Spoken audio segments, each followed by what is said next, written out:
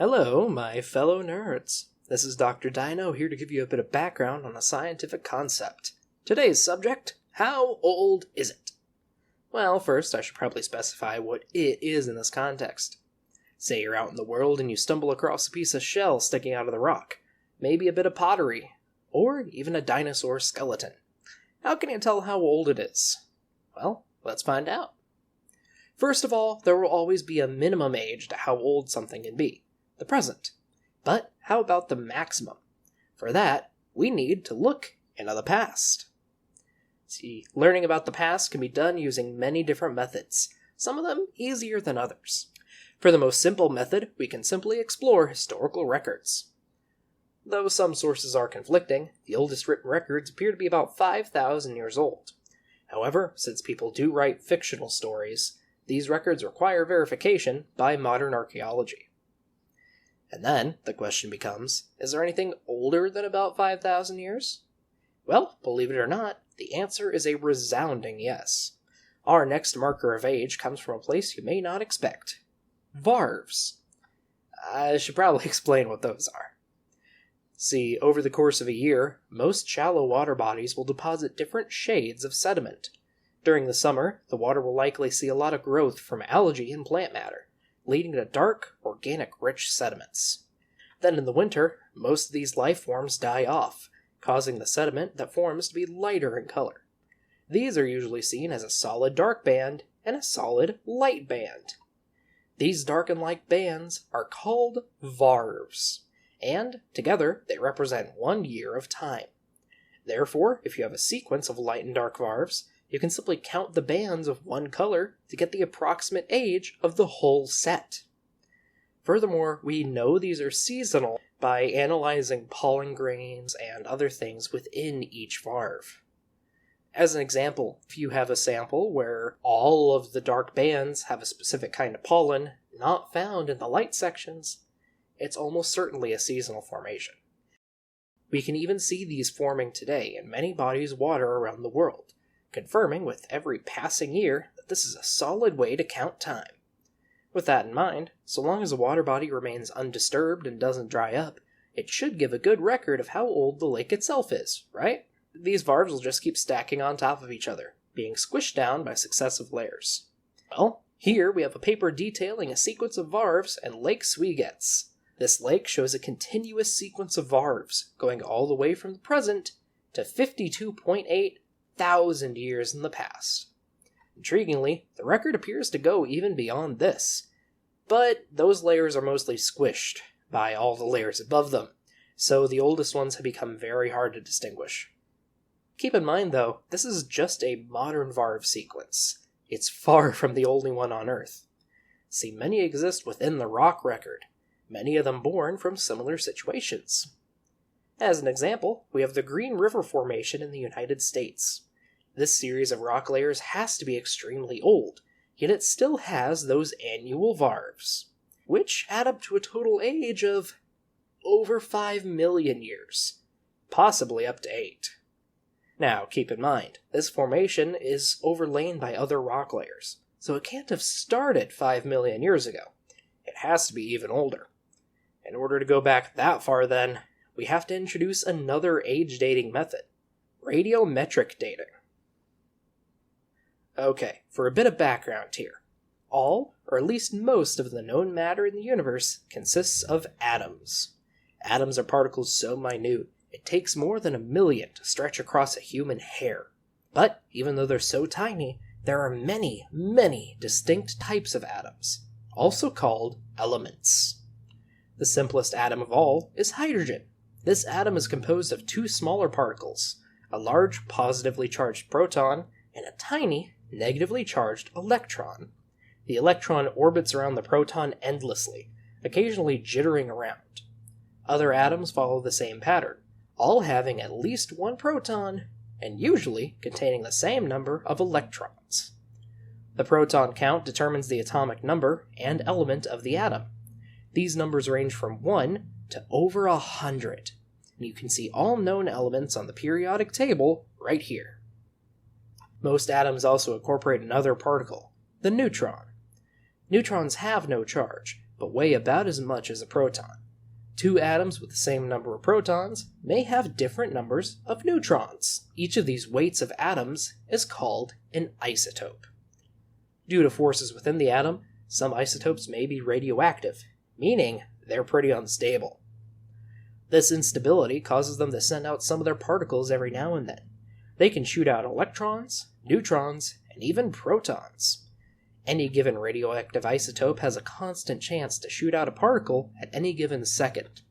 When an isotope shoots out a proton during a specific type of radioactive decay, called alpha decay, it becomes the element below it on the periodic table. Get enough of these isotopes together, and you can measure roughly how long it takes for half of them to become the new element. This is called the half-life. As an example, the half-life of carbon-14, that is a carbon atom with a weight of 14, has a half-life of about 5,730 years. So if you have 10 grams of C14 in a sample to begin with, you'll have about 5 left in about 5,700 years. Now this isn't 100% accurate on its own, but half-life measures can be calibrated using other isotopes or an absolute count such as Lake Swiget's from before. See, not only did researchers count those annual varves, they also took thousands of samples from all throughout the column, which all match their varve age with an error margin of less than 5%. So how old can isotopes get us? And how do we know if a sample is contaminated, which might throw off the reading? Well, C14 dating tends to top out at around 50,000 years. Not only is this a fairly low number, but C14 can pass in and out of many samples, so those samples have to be analyzed extensively before it can be determined if they're good to use. The best samples for C14 tend to lock the atom in a strong structure that's hard to chemically weather, such as enamel or the inner layers of thick bones.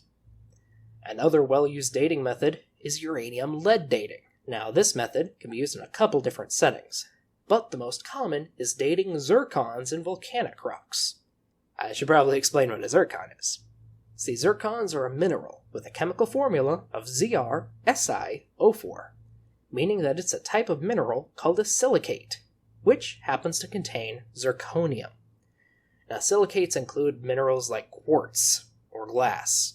They're usually hard and pretty unreactive. They're also some of the last minerals to form in a cooling magma or lava flow, and happen to lock themselves into an extremely durable formation. Now, even though the chemical formula has zirconium, that isn't the only element that can find its way into a zircon. Zircons can have several types of inclusions, including uranium-235, uranium-238, and potassium-40. Now, all of these can lock right into the crystal structure no problem, but given enough time, all of them will eventually decay into their daughter elements, the product of their decay. Now, this is important, because the decay is the only way lead-207, lead-208, and argon-39 can enter a zircon crystal. It just doesn't happen in normal formation. So let's say we take a chunk of volcanic rock, the lowest, oldest piece we can find, and run it through our measurements. Well, due to previous laboratory tests, we know that potassium-40 has a half-life of about 1.25 billion years. Uranium-235 has a half-life of about 700 million years, and uranium-238 has a half-life of about 4.5 billion. And it just so happens that the oldest volcanic rocks we can find on Earth have about half of their original uranium-238 remaining, putting the beginning of the Earth at about 4.5 billion years ago. Oh, and how about contamination? Well, as stated before, zircons are very hard to chemically weather. But even without that, a single crystal can have both types of uranium and potassium within its structure, meaning we can measure all three to see if they're matching up. Now then, we've already seen how different aging methods can cross-check one another in the Lake Swiget's example. But how about another, just to be thorough? See, one of the most famous natural disasters in human history was the destruction of Pompeii by an eruption of Mount Vesuvius. This eruption was recorded as happening in the year 79 AD, sometime in either late summer or fall. So, we have the exact year in historical records. what do our dating methods say? Well, first up, we have carbon dating from mortars from Pompeii. This dating was performed by Giulia Tirelli and focused on preserved carbon samples from buried mortars, the bowl component of a mortar and pestle. Interestingly, all of these skewed way higher than expected, ranging from 5,500 years old to over 19,000. Why? Well, lava isn't all volcanoes pump out. They also tend to contain a huge amount of carbon. Carbon that's been trapped under the earth for thousands of years, giving it lots and lots of time to undergo radioactive decay. Knowing this, it's not very surprising that the dates are heavily skewed. So if we want to use C14 dating, we need to find a sample that was protected from the gases of the eruption. Luckily enough, a 2020 study did just this, analyzing an oil bottle found buried in Pompeii. So what'd they get as an answer? Well, according to the study, the sample was estimated to be between 51 BCE and 176 AD, an average age of about 113 AD. Now that might seem like a wide gap, but in reality, their average is less than 2% off the mark in terms of age. That's insanely accurate. How about we try another dating method then? In 1997, Rene et al. Used argon-argon dating to measure the age of pumice laid down by the eruption. Argon-argon dating is another way to do potassium-argon dating. It just makes the process a little bit simpler.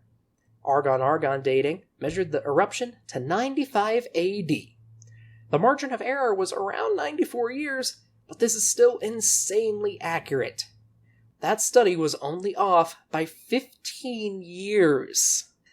Well, now that we have our dating methods down, let's get back to fossils.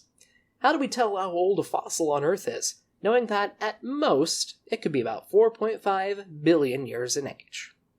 Well, in the best case scenario, we find a fossil buried in an ash layer.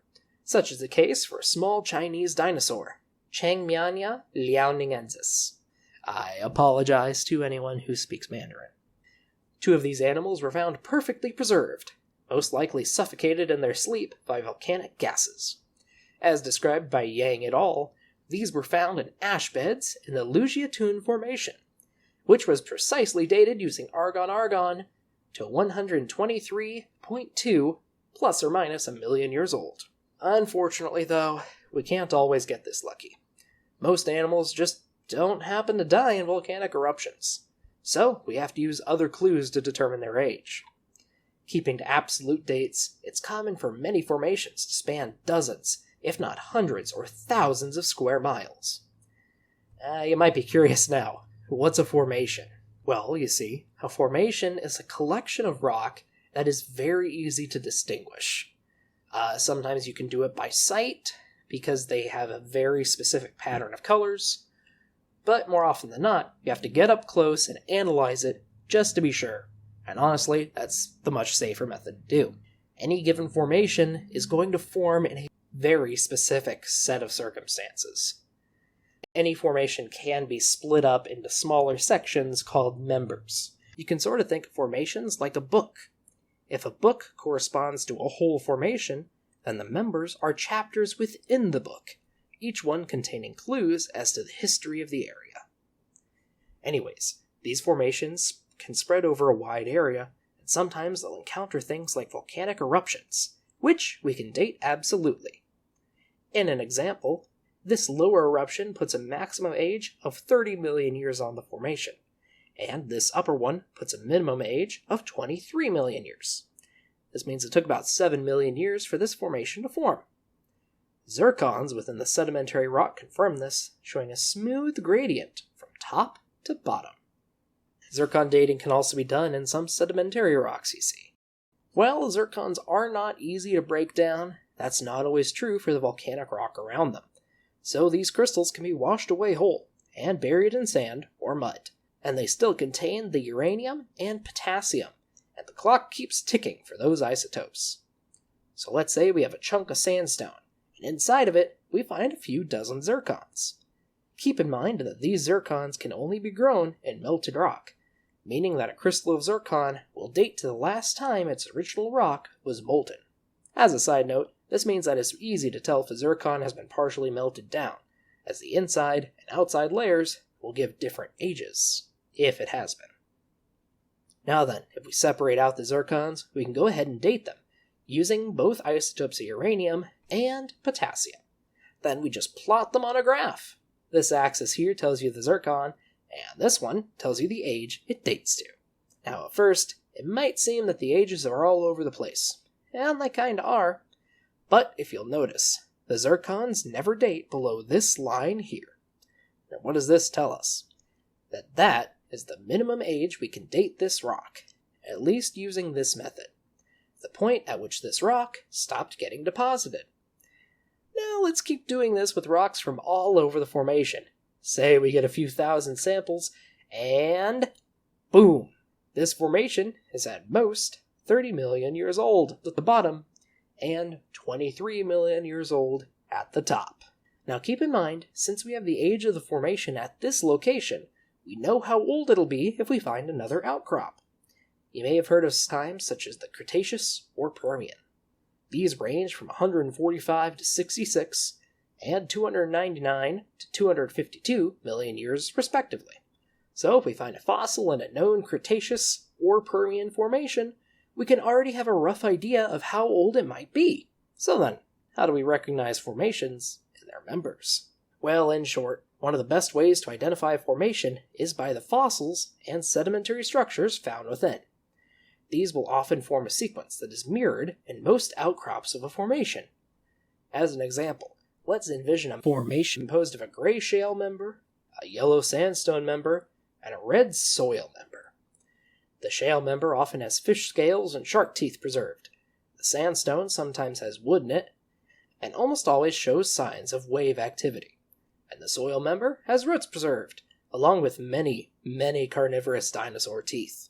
Once you've confirmed that you're looking at this formation up close, it's pretty easy to look around and see the same sequence of rock all around you, or maybe even far off in the distance. If you know the ages at the top and bottom, you can even use it to relatively date layers above and below it. Anything above will almost always be younger, and anything below, older. And this isn't all. What if you're traveling to a new place and don't know the local formations, but you have a biology book on hand? There's still another method we can use to get at a specimen's age, called a faunal assemblage. See, animals have evolved into new species and gone extinct all throughout Earth's history. And thanks to over a century of research, we have a pretty good idea of when most known species have appeared and disappeared from the fossil record. As such, listing the appearance and disappearance dates of all species in an environment can give us a pretty good idea of when the rock member was deposited. Let's look at an example.